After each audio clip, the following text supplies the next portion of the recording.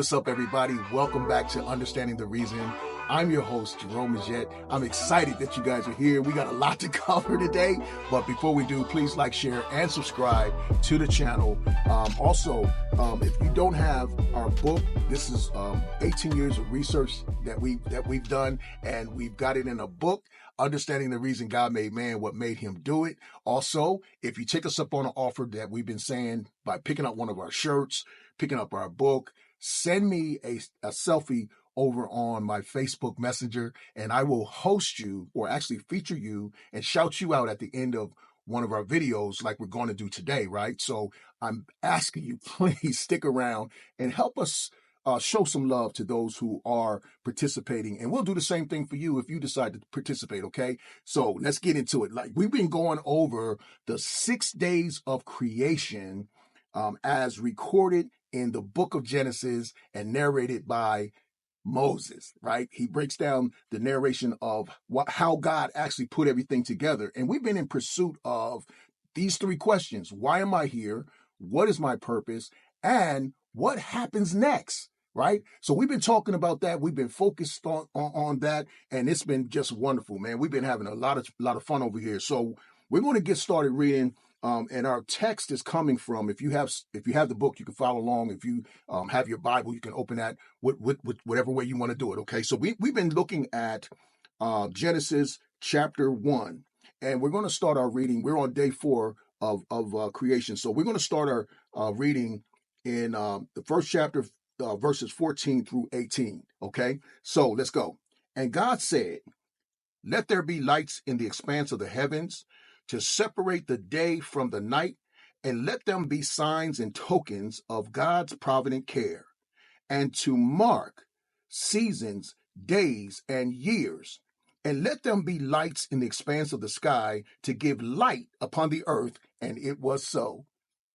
And God made 2 great lights, the greater light to rule the day, and the lesser light to rule the night.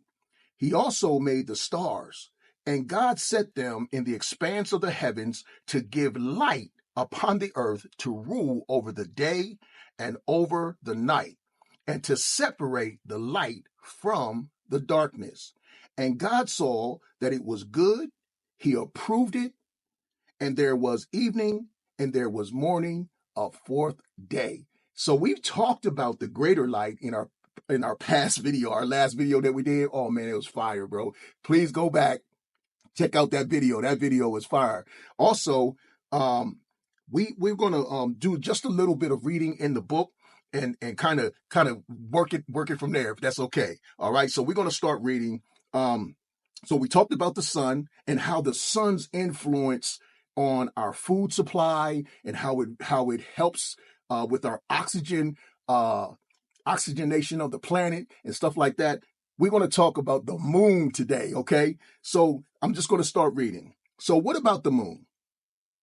It has its own impact on our planet. Due to an immense gravitational pull, the moon causes the Earth to tilt at an estimated 21 degrees on an invisible axis. This lifeless planet regulates life by acting as a huge gyroscope. It's because of the moon that's locked into this gravitational tango with the earth. It causes the earth to spin. Now, when we talk about the fact that God is the one who created everything, right?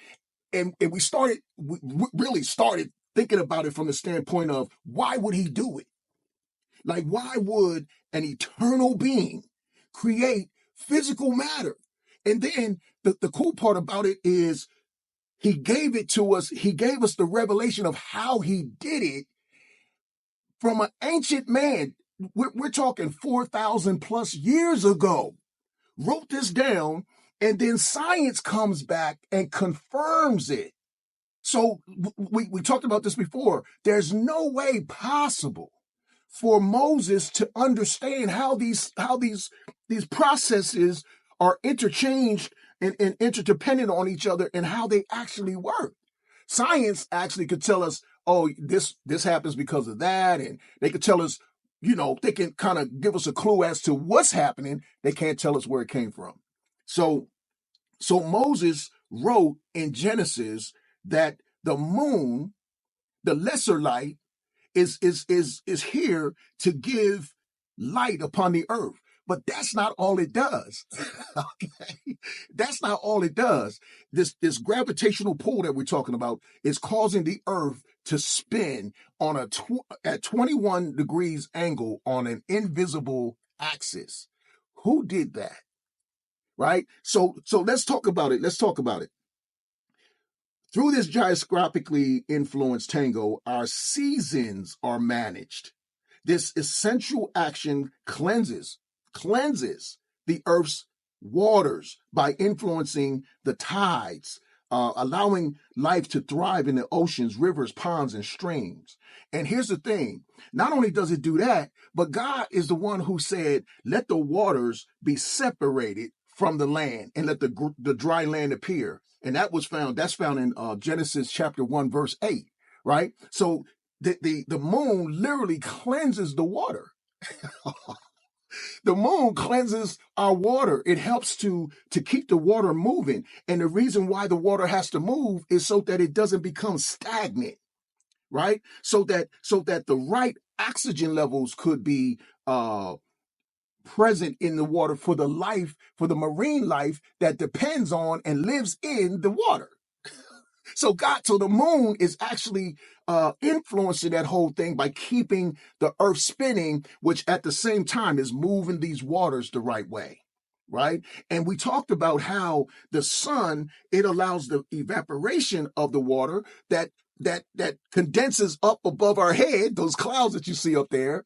And the moon's influence on it also is that it actually keeps the water moving and keeping the earth spinning, which means that water is deposited all around the world. And science has given us that, but the cool part about it is God gave us the actual creation of these things, right? So I'm impressed that the moon works in concert with the sun to produce oxygen so that we can survive here on earth, right? And we've been talking about it, like, why are we here? What is God's purpose for our life? And what happens next, right? These are the three questions I believe everybody wants to know, and have answered for them. And that's why we started doing this series. It's a series where we're in pursuit of understanding, why would God, who is a spirit, create physical temporary matter? Why would he do it? What would motivate him to do it, right? So, and did he do it? That's the other thing. And so we're finding out that not only did he do it, but he's proven it to us, and we're able to literally scientifically discover what these great lights do. We discover what the sun does, discover what the moon does. And this is given to us on the fourth day of creation, of this creation narrative.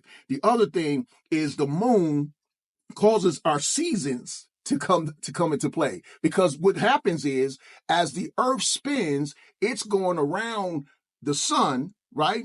And at certain points of this revolution around the sun, it's far enough to create the fall and winter season. And then it comes close enough that it causes the spring and the summer season.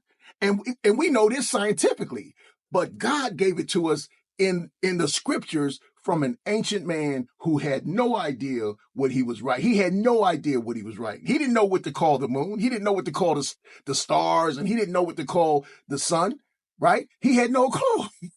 And that's impressive to me. And that's proof that God created these things. Well, I'm telling you what, man, we're gonna get deeper into it. I'm so happy and so honored to be a part of this journey with you. Please continue to like, share, and subscribe. Also, please take us up on the offer of picking up our book, Understanding the Reason God Made Man, What Made Him Do It. Pick up our t-shirt, send me a selfie, and stick around, please, and help me celebrate the next person in line, okay? I love you guys sincerely. I appreciate you being here. God bless you. We'll talk to you on our next video. Peace.